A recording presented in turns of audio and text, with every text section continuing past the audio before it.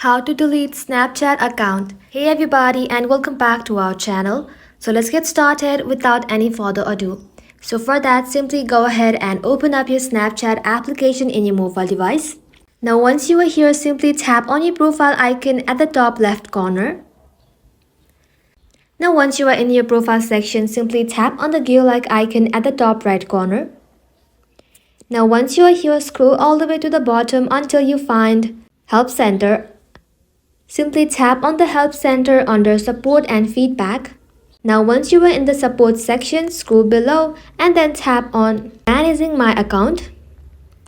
Now once you are here, scroll below and then simply tap on Delete or Reactivate My Account.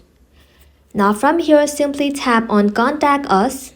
And as soon as you do so, you'll then be able to find I want to deactivate or delete my account. Simply tap onto that option.